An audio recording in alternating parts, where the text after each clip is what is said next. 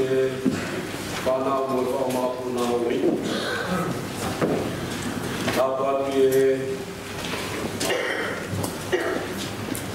le o pangai, le raki, whare matāpure. Tāpaki e Radek Paistei, sias ke petisi o Musila. Whaikau sea, kau maha whaikau. Tāpaki whawhonga wharearea, Tonga, i Nusilani, ana hila kalunga ka susui. Tāpaki e se patalahi kau maha kau se pat. Tāpaki e motor kutabe, mungkin mai ahon kita kau kata elok fafta. Mula ni fatongia apa buat sahabat dia tetap fokus. Fokus lagi kita lagi motor tapi dia buat apa tahu ekosi supply si. Yang berfakta apa untuk lumbai dan farik aku. Fokus lagi ahon. Yang mai kata presiden yang betul tisi. O kamata e waki malak, e tau koen, e lo whare o wahinga ngawe.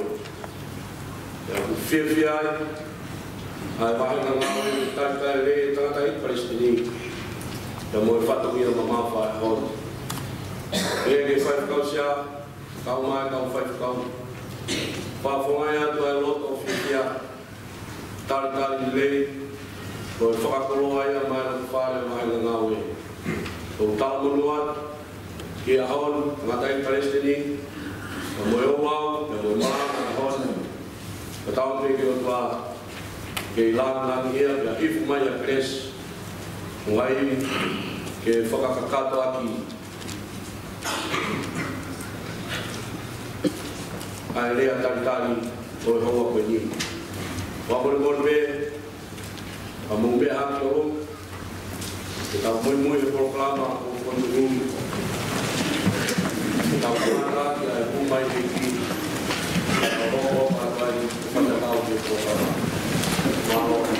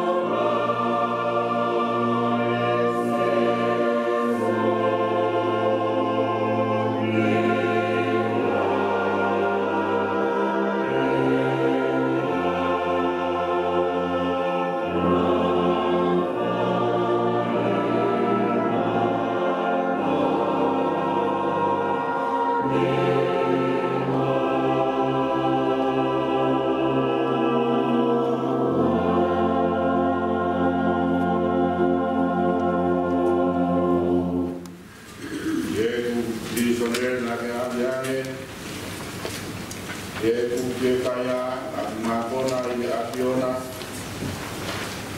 ye pina mo kaya ke kaunga kunona ya mo ka to kama na ke to kama Christ no pa wi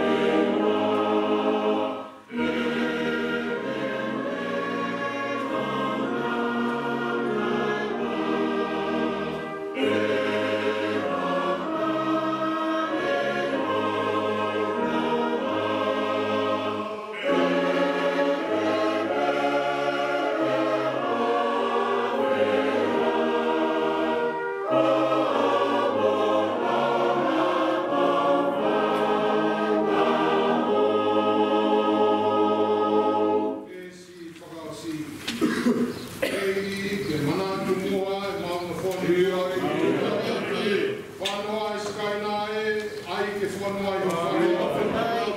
Ka maula ka tuheni tupu ai ke toki au ke tāka mua. Māta ai ka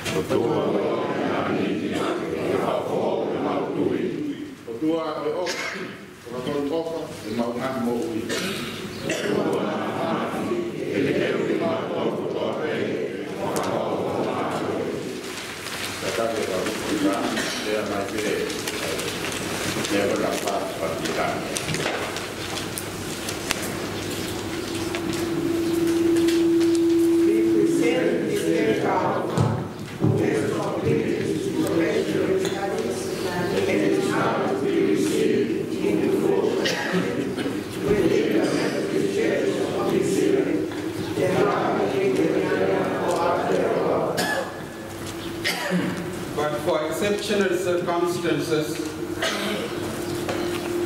reception is for life. To carry out ministry for which one is ordained requires a commitment to the discipline of the church and a willingness to abide by decisions of the conference. So I ask you, Tessaleli, do you agree to abide by the teaching and polity of the Methodist Church of New Zealand, Te Hahi Weteliana o Aotearoa, and do you agree to observe and maintain its discipline? I declare that Tessaleli Taufa be received into full connection by the Conference of the Methodist Church of New Zealand, Te Hahi Weteliana o Aotearoa. Now, members of the Auckland Manukau Parish, please stand to affirm his ministry. Eternal God, in our searching for you, we discovered it was you who found us. You who have made yourself known to us as the God of our Lord Jesus Christ. So we pray together.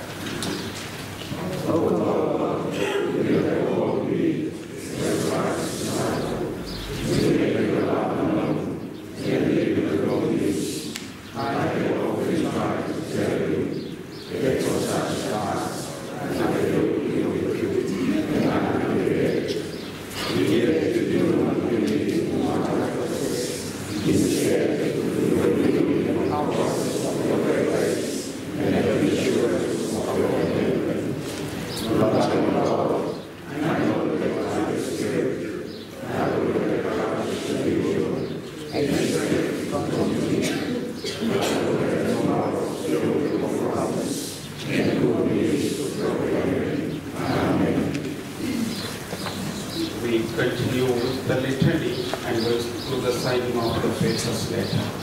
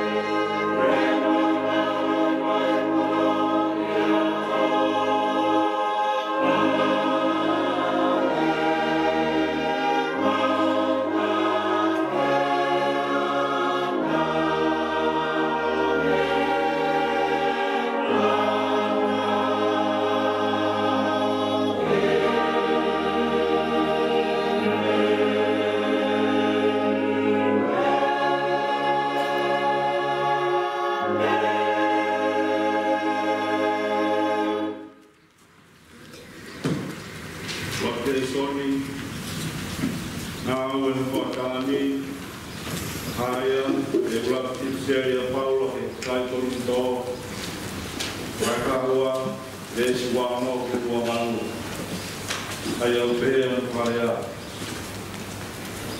Oia, Kamamana Kukueta, Belkanga, Mamai Moya Kukukotote, Belfasa Santa Kukueta, Belkanga, Via Moya, and Kukukotoa, Belkomotoru, Baisino, Kawashi, Belkanga Kuku, Kaptaha, Profetu.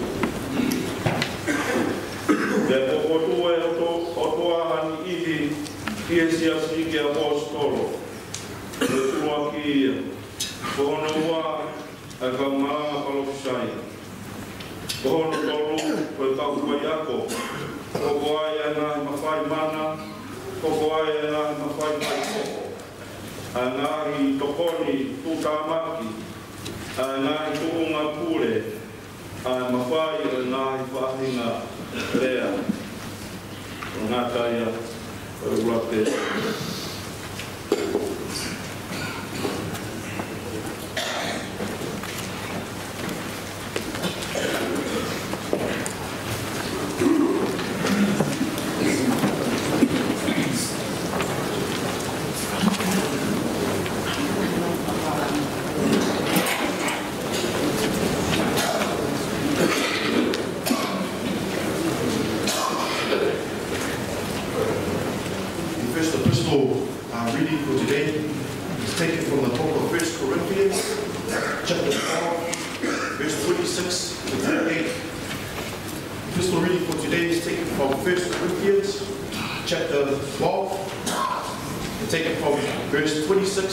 To verse 28, as the word says,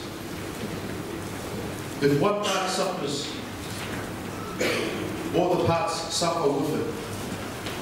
And if one part is honored, all the parts are glad. Now all of you together are Christ's body, and each one of you is separate, a necessary part of it. Here is a list of some of the members that God has placed in the body of Christ. First are apostles, second are prophets, third are teachers, then those who do miracles, those who have the gift of healing, those who can help others, those who can get others to work together, and finally, those who speak in unknown languages.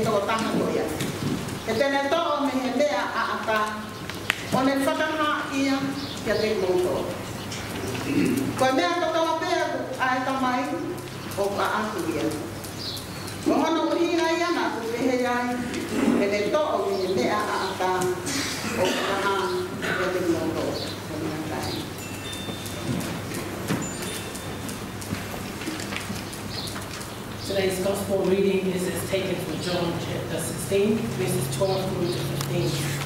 I have much more to say to you, more than you can now bear.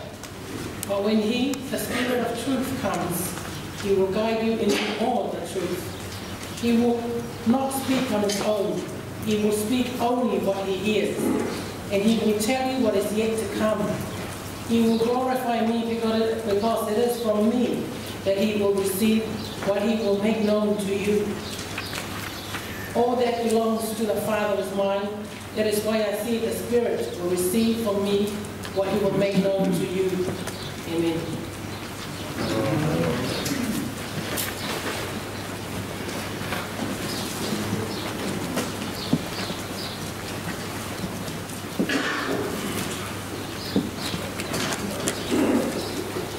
Our second hymn is 544 from the Tongan hymn book.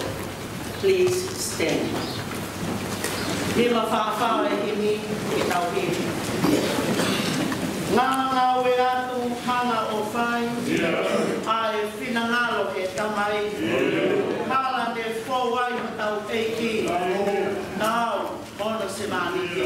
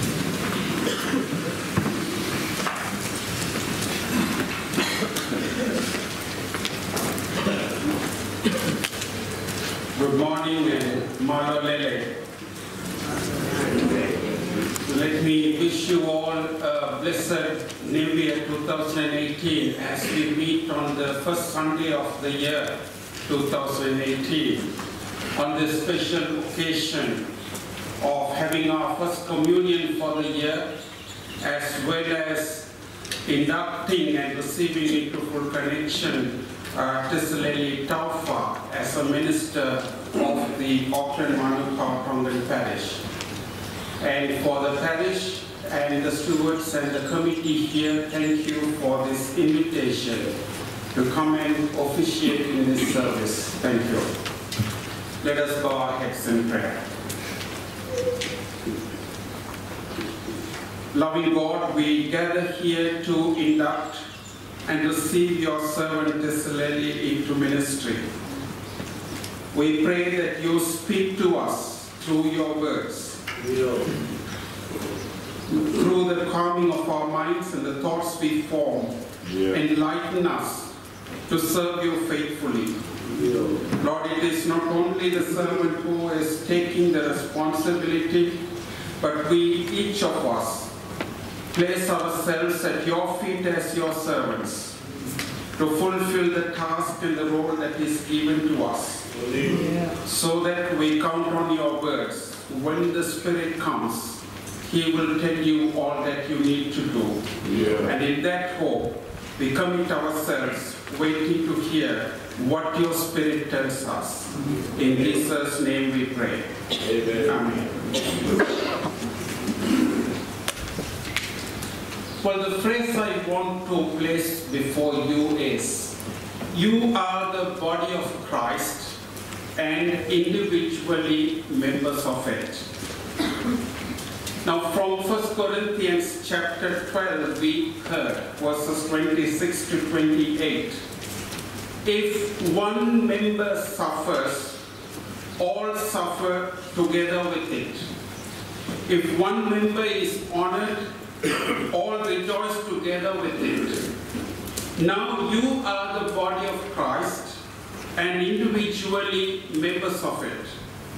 And God has appointed in the church first the apostles, second prophets, third the teachers, then deeds of power, then gifts of healing, forms of assistance, forms of leadership, various kinds of tongues. Paul spells out a list of ministries that are to take place in a parish, in a setting where the community gathers in the name of Jesus Christ. Now I wish to underline the words, you are the body of Christ and individually members of it. Why do I say that? When Jesus Christ was physically present on earth, he ministered to the people in many ways, teaching, preaching, counseling, healing, and prophesying, and so on, to the extent of even feeding them when they were hungry. But he knew very well that his ministry in human form here on earth is not an eternal one, but will terminate at some point of time. Therefore, he prepared a group of followers. He taught them, trained them, and sent the Holy Spirit upon them. And Jesus Christ worked on a succession plan to continue the ministry that he started. It's not only the 12, then the 70, and then the 500, and it goes on and on. So after Jesus Christ ascended into heaven, he was not present physically to do the work. However, as he promised, he sent the Holy Spirit to equip the apostles to continue that ministry. It was then the church came into life as the body of Christ to continue Christ's ministry.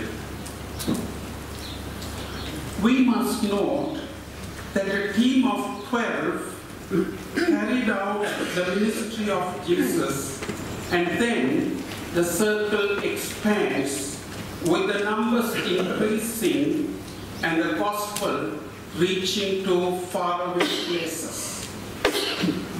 And you and I have gathered here because they were faithful servants, carried the message of the gospel to every corners of the earth. So when Paul wrote to Corinthians, he highlighted this aspect. You are the body of Christ and individually members of it. To understand this, let us look at a human body. Think of your own body. There are many parts in our body that are visible. The parts that we can see are our eyes, our ears, mouth, our hands, legs, and so on. And there are also parts within our body that we can't see. We have our heart, we have our brain, you have one, and then you have your lungs and the intestinal system and so on, and the blood circulation and all that are hidden inside the body. Now, if all parts of the body of a person works well, we could say that one is healthy, a normal body. But if any part of the body is not working well, we need to go and get treatment to get it corrected. And we will have to see the doctor to heal the weaker part that is not functioning normally in our body.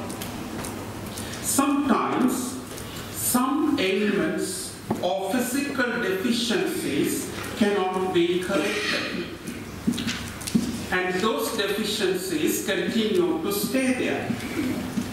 In those situations, we are faced with disability. Or on a positive note, we say differently able to recognize the person. But when it comes to being the body of Christ here in Otahoho, in the Auckland Manukau Tongan Parish, what matters is how each individual members of the body are functioning. Are you with me? Do you realize your role as parts of the body of Christ here in this suburb of Otago? We are about to induct Tesaleli Taufa as one of the presbyters of this parish. Even though he comes to you as a minister, he is not someone to fulfill all of Christ-like ministries. He is not a superman to be in every place to do all the work of Christ Jesus. No. Tesaleli will do what is entrusted to him, but for the body of Christ to effectively function in the parish, each individual and groups of the parish, committees of the parish must do their part as well. If one part of the parish is not functioning, you are making that body of Christ a disabled one. Are you with me on that? Every committee member, every body of the body part of the parish, women's fellowship, Sunday school, youth, men's club, and so on, all that you have, every one of them got to function normally with what is required of them. If one of them is not functioning well, then that is a disabled body of Christ. Now the serious part of it is, we have to ask ourselves, am I making the body of Christ a disabled one? am I making the body of Christ to suffer with some ailment because I'm not doing my part? That's where our responsibility is. Please remember, you are all individually members of the body of Christ in this parish. Now, I'm not saying that. Paul is saying that, but I am unpacking Paul's words to you from the Bible. So each and every one of us are the body of Christ. For the body of Christ to be fully functional, each part of the body has to play their role. If any part fails to fulfill their role, then it becomes a body of Christ with disabilities. Christ's body is not a disabled body. It is a fully functional body. It is our part that makes it a disabled body. So let us be mindful of that in our ministry. And personally, it will be your responsibility to ensure that you play the primary role of the pastor. For that, you need to function perfectly to make sure the body of Christ functions well. Your care for the people is to feed them with healthy spiritual food. Then your care is not only confined to this flock alone, but also the community around you. In each situation, it is a question of what would Jesus do as an expression of his love? How do you put that into practice? Within the body of Christ in the church, and also outside the church in the community. In doing so, you cannot please everyone, but ensure consensus of all. But the consensus sometimes becomes a challenge. That's where you will have to discern what Christ wants you to do, where you are stationed to serve Christ. And that is Christ-like ministry, to understand. Christ is not expecting you to do everything that he did, but you have to decide what Christ wants you to do here in this place. And there will be always someone not happy and criticizing and not agreeing with you. That is not only for your ministry, that was also there for Jesus' ministry. When he was serving the people, the temple hierarchy did not agree with him. The teachers of his day did not agree with him. They kept on criticizing Jesus to the extent of crucifying him. But Jesus did not stop the work entrusted to him by God. And that becomes your responsibility to discern what Christ wants you to do here. As Martin Luther King Jr. said, a genuine leader is not a searcher for consensus, but a molder of consensus. If you can work in that direction, you will get all the people around you to do what is expected of you to do. And the people of this parish, together with Thessalonians and other ministers with you, you are the body of Christ to carry out Christ's ministry in this town. You have to play your part in the body of Christ to fulfill the ministry of Christ towards one another and towards the people around you. Each of you has a role to play. Paul's words to Romans is, we have gifts that differ according to the grace given to us. The gifts differ according to the grace given to us. Look around you. Some are here playing the instruments while others are singing. And the others are participating in prayer and organizing the service. and hear the ministers doing their part. Different tasks given to different people according to God's grace. And what do we do with all this grace given to us? Are we only caring about ourselves, or are we extending the love of God outside the body of Christ? If I could quote Pope Francis's words, this is what he said recently. Instead of being just a church that welcomes and receives by keeping the doors open, let us try also to be a church that finds new roads, that is able to step outside itself and go to those who do not attend the services, to those who have quit or are indifferent. We have a ministry towards them as well as the body of Christ. And that's where our calling is, to be members of the body of Christ. And that is for people of all ages. So the way to make the body of Christ to be alive is for everyone to do their part.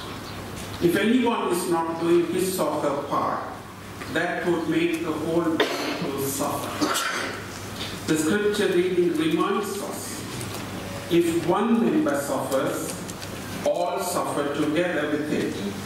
If one member is honored, all rejoice together with it. So if all parts of the body of Christ work well, that body will be the most alive and effective body.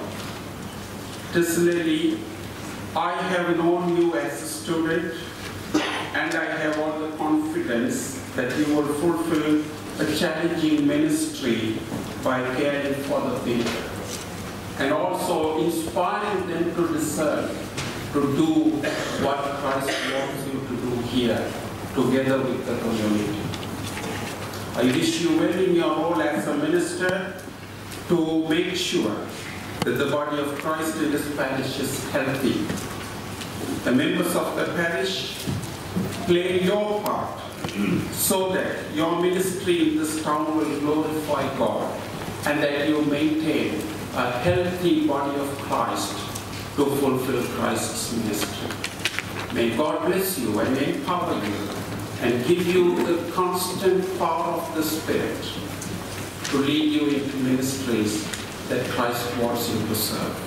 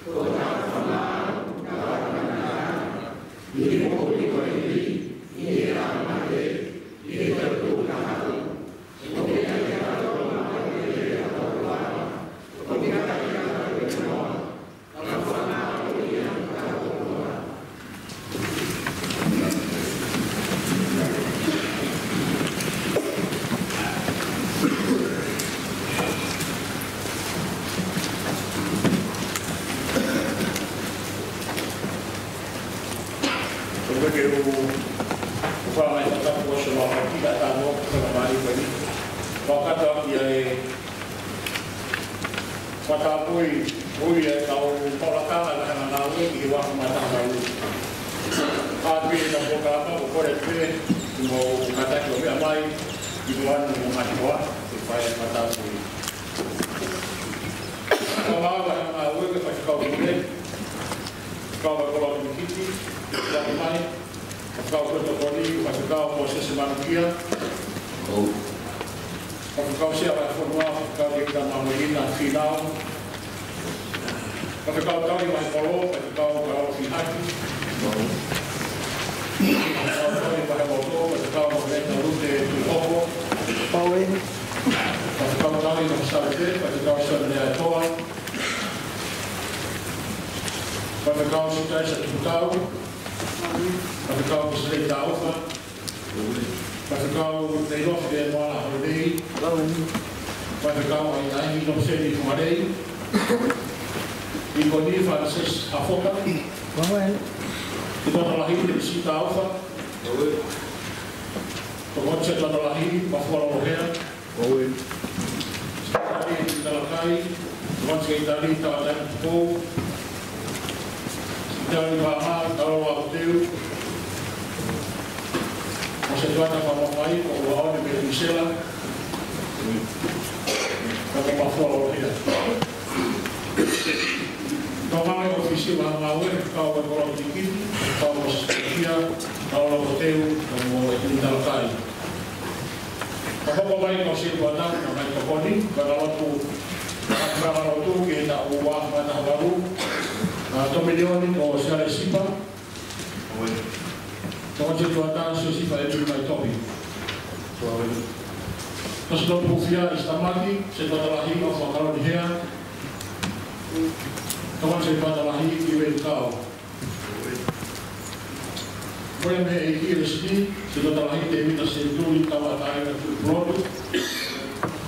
Tomace tuatalahi o wao di musela. Você tomou o igual para ver, então você vai lá e não precisa de bombe. Tangan mono kreditas, você vai lá e vai tomar uma aula, então você vai lá e vai dar na boa.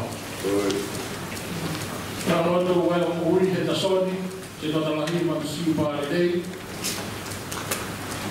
então você vai lá e suias para a tua.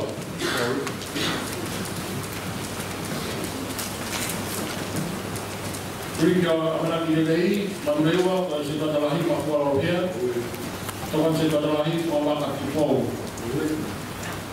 Pulau ini kita terlahir di Jawa dari Yahudi, kalau kita terlahir di Pulau Bakalahi. Pulau Hamoni North County kita terlahir Talah Tuyaki, kalau kita terlahir dari Siauri. Pakai Yahudi oleh Huang. Kita terlahir dari Sinta Alfa, kalau kita terlahir mana terkayok. Maka mai, kalau jangan oke tadi, tahu kita terlahir kalau sudah kita mau ke apa tahu, kalau kita terlahir sudah di sini waktu dulu. Yo kita harus disuruh kita terlahir secara banyak ya. Kau sedang terlahir dari Papua Hau. Pembiwa sedang terlahir dari Tamanu. Kau sedang terlahir dari Afufia, Abea.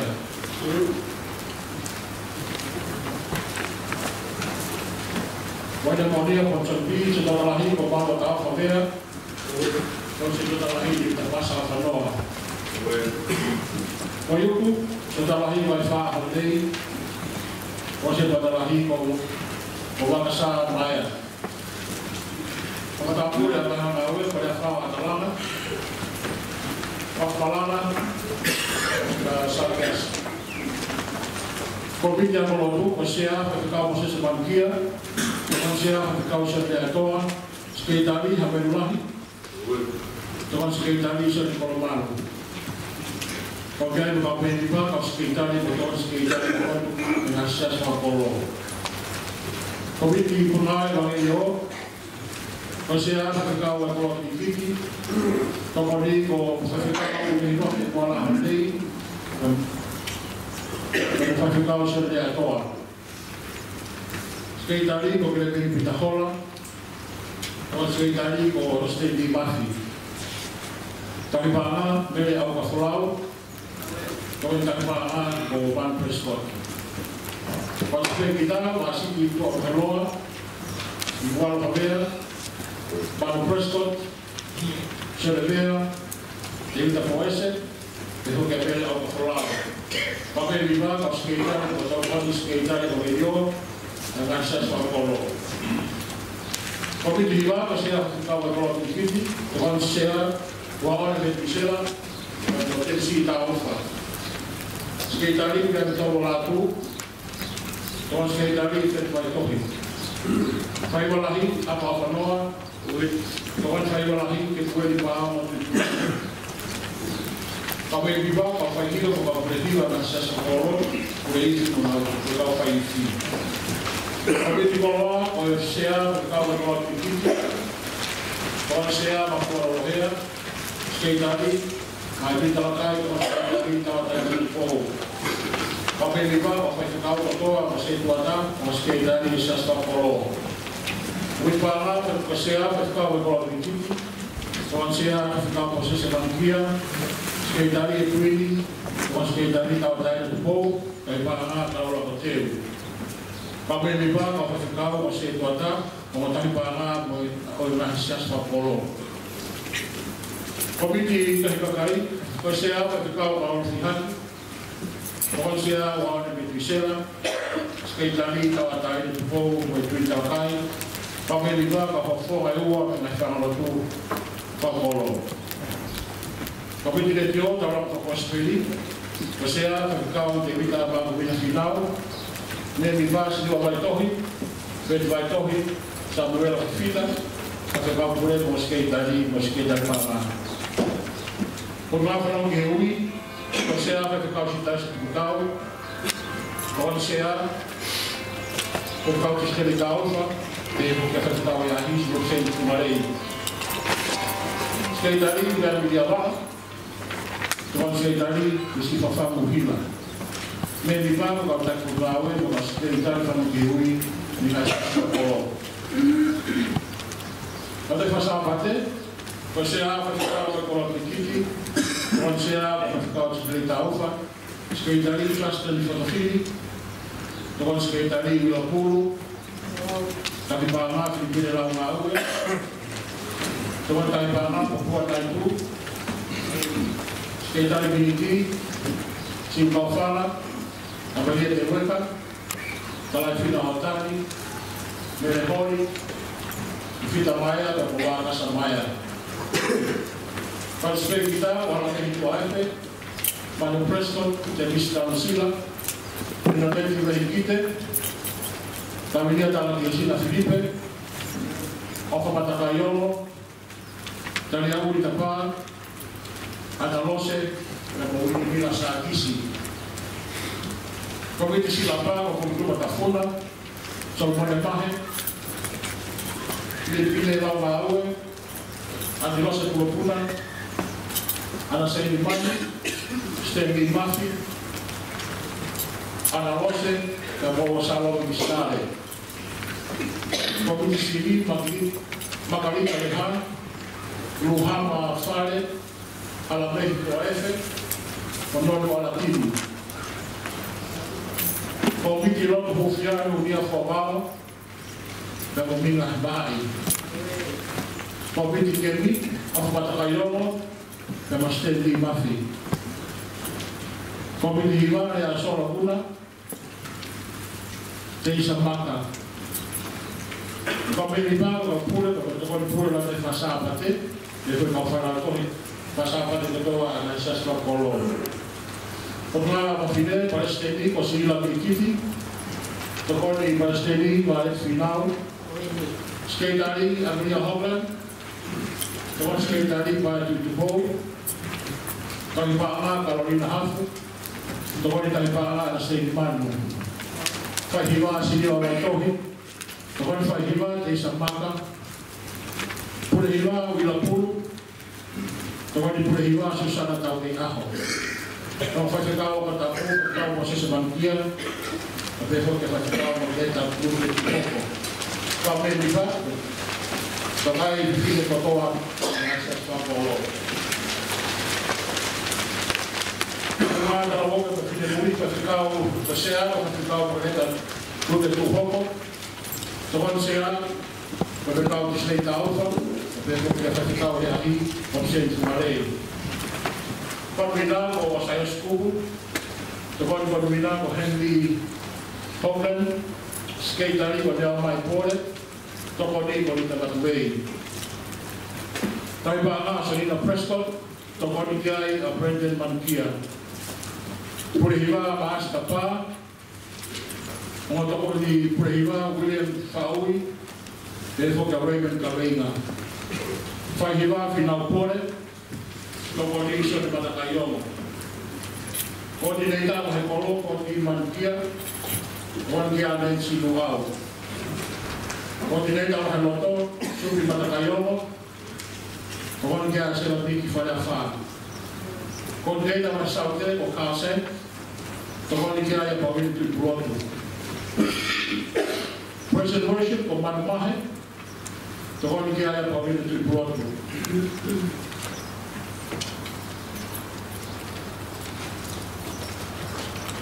Therefore, kaya tawani kaya the present worship asal di fotografi.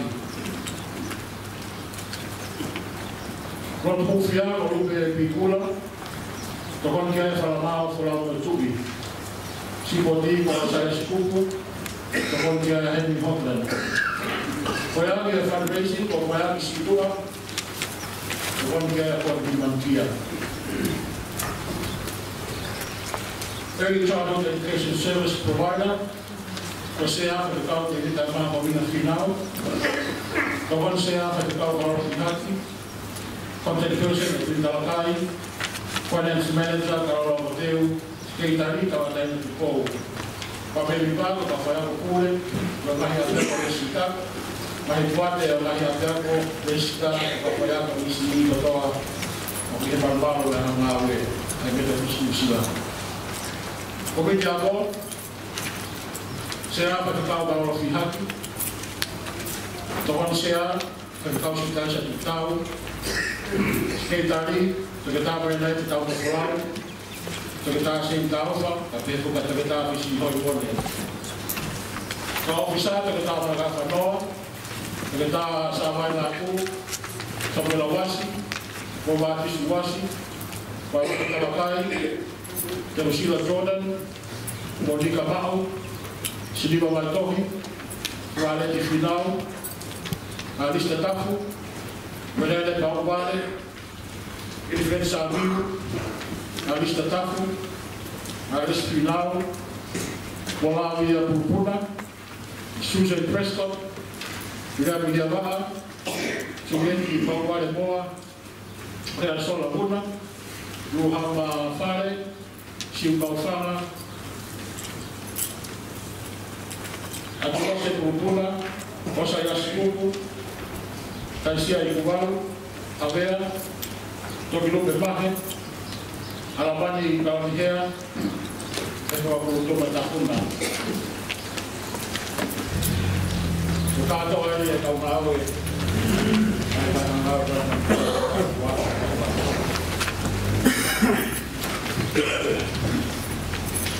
Ora kaupai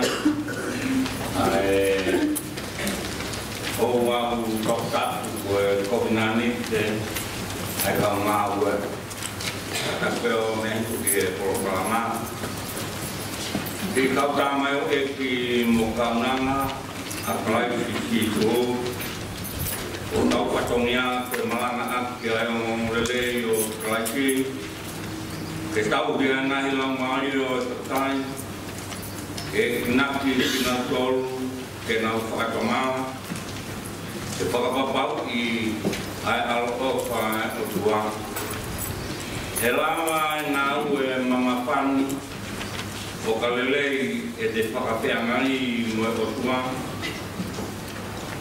te mau kipinga aki a kalaiti ko e tau hi lelei. Mo si o taha ki hene ngā ue mo ene whai ki he ofa. A ngāhi mea kotoa me o e tau tuku ni.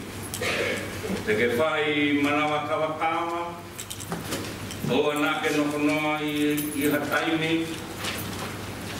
O anake ngau e kai tokanga, o anake mau i hotaime, pe te keri akia i hao nokonoa pe, i ha potu, ke mau i whakamakmau, ke kawenga akia ma oni ki e kei, wa e koe, me he anga tae mo tae aunga, mo ngahi lea, tae tāu.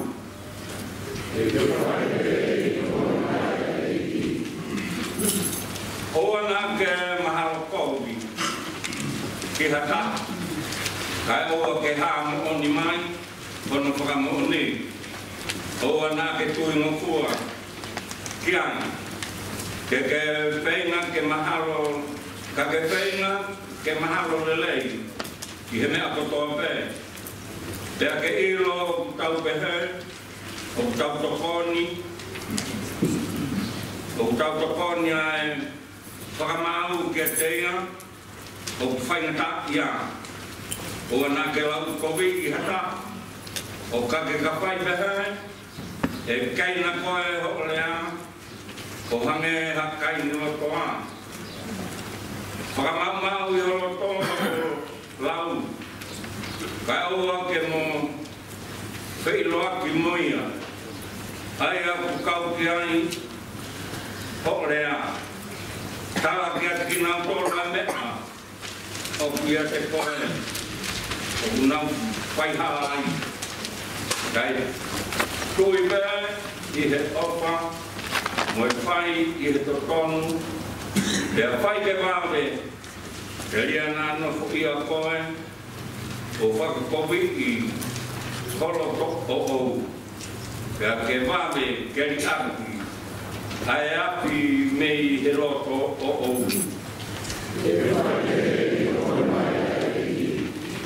Ka pau ke ngā ue, mo ki nau tonu koe kau ngā ue a e kei, o kutau ke tāri ke mai, ai ngā ue kua wake, kia te koe, e he wahe ngā ue.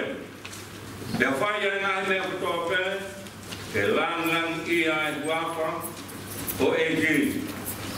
Tokanga ko hoko ngā ue, tau potu koe whakamui, koe ngāhi lau māiue. Te ke whai hotu kui ngata, ke langa hake ki nau tolu, i he mou i maau tonu. Te amanako, te amanako, o kutau muhataha maulakanga i he siasei, kene mātu aki whai mooni, i he mea lahi, pesiki, ai ngahi ako naki, ahu tau siasei. O anake piheiki, koe o malanga aki ai kōperi, manatu i koe tāmau eiki, mo i kaunanga koe ai kakai kotoa pē. O nake mā, hame, ka koe anga hala pē. O kuikai, hako i he ngawe e tama. Te koe kufuru whāne, te koe hiko verde, o ka whai mea roto ki ai. O nake, whainga ke whakatontonu, e nau ngahi, e tau ngahi tutu nei, kai whai moon ki ai, ke ata conscienti, ko ngau i totonu, ko i whakamuui, ko i ngahi lau mai o i kakai. Ko i ke nema mo i wak, ke whai ki whia, alu ke te kinau tolu kumatiwa, whakalau mai o i, kai fuafua whai, ke te kinau tolu kumatiwa taha.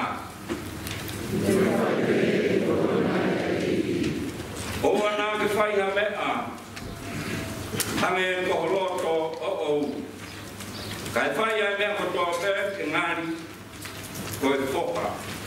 Mo e ofe whine koe o e ko peri. Pea whai whakataha mo kau ngā lotu. Ka pau ko e whoka pe ofe whine koe. Pea tā ku ngāri ke ngau e aki ko tai meri. O whakatatau me ngāhi mea, o whakahino mino. Reo I ho whaamalanga, mo e ahi ki he kakai, pia mo e whaa lau tohi, mo e whaka lau lotong, pia mo e whaa lotu whoki.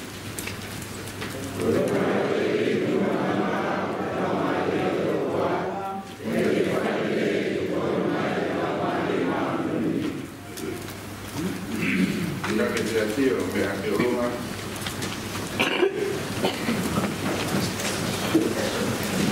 Estaba con el pato, estaba cuatro mismas en la agua.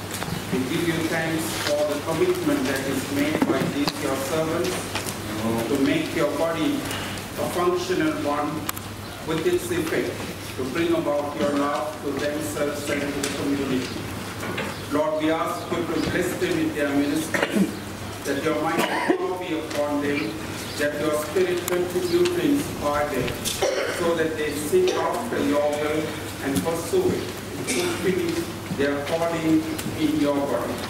So we commit each and every one of them unto your care, in the name of Jesus Christ, our Lord and Savior.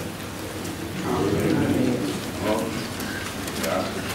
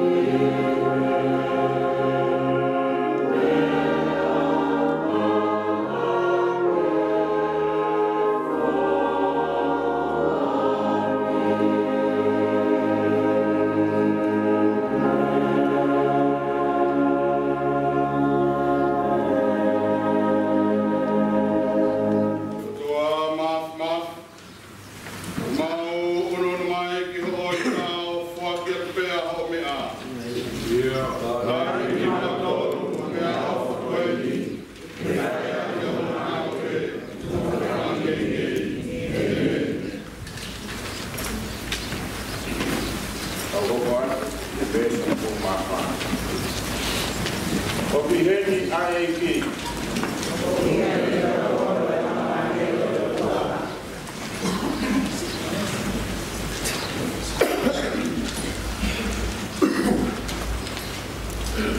Apa yang hake? Omu mati lopong.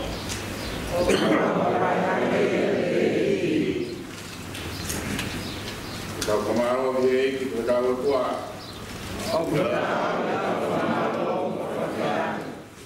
Mau kemaluan, kau doa belang, mumaman, kau hidup sisu kalai. Ayah kau ayah ni doa be. Ayah nade ayah bertano, kirkano tato taimi. Ayah ni afio, umau loto-lotonga, opon keres, mohon. Ayah ni talang aku awak ke pekia yang korosi. Biar itu konolan lagi, demukuyai. Demawai ai mowi. Oya mau buat mau fabrikat wafa lang ia.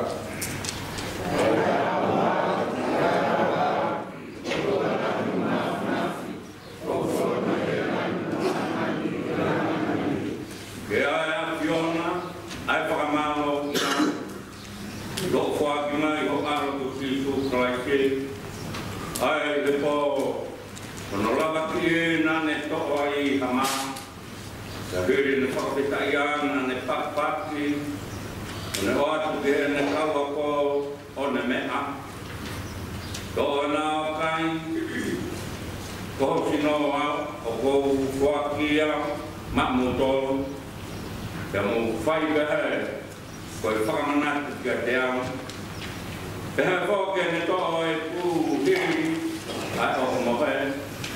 Ona mea, oi kuni, oi fuakawa fo'au, ki hoku ta'ata'a.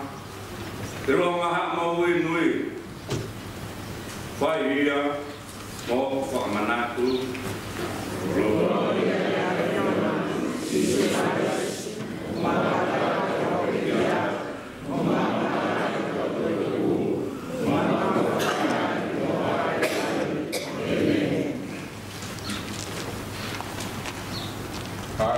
Maria Margot, Jehovah Mama, who I knew I take my soul, but my Mui, or from Mui, no tak Maldo, in my hope of Sino Beta, they are the two Plegginai, the San Cato, or Kalasi, Aya, or Uru, Amen.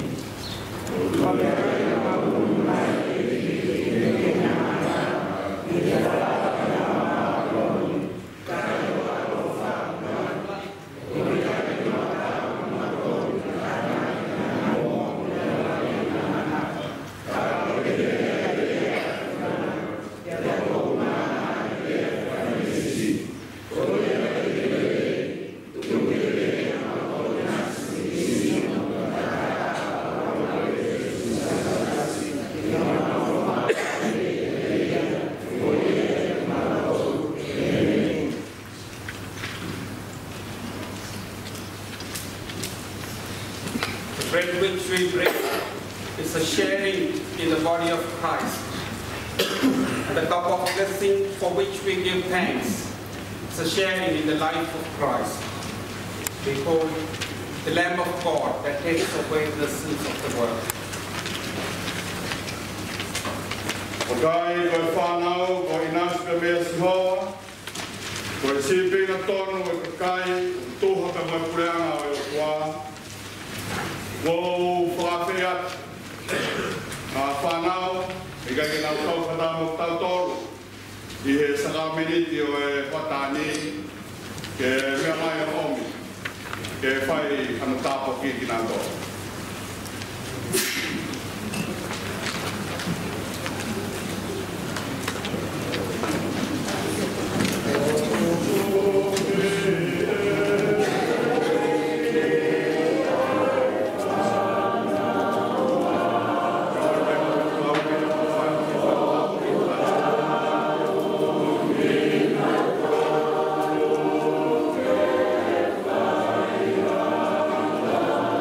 Oh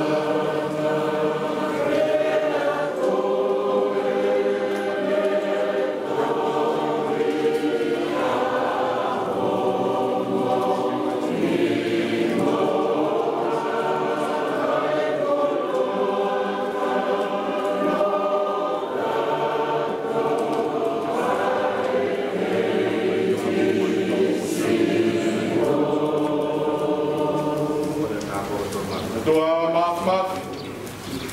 Mau non mai tua yo ke nang anga he hota koen. Te mau moi fona tu pe moi fana wal mau nas fota he ta po ko hota koen. Tu moi tua ke to mai ai ho fina alo te na tol io. Ma na tol na ta he ka wa ko kai fola ai afiona.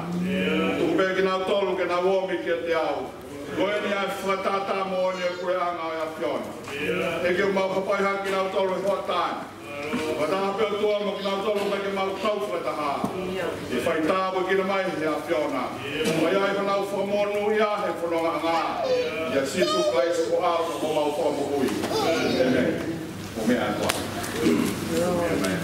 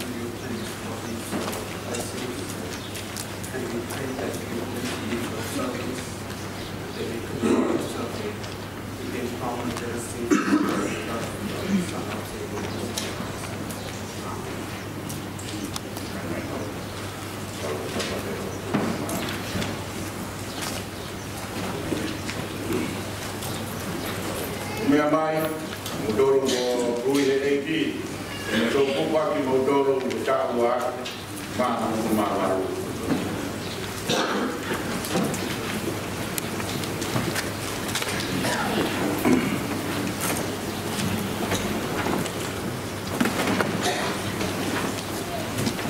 Tau maua, mausu mai, Kaya pwede na iki koe kaito whanonga, koe mapanga iwi,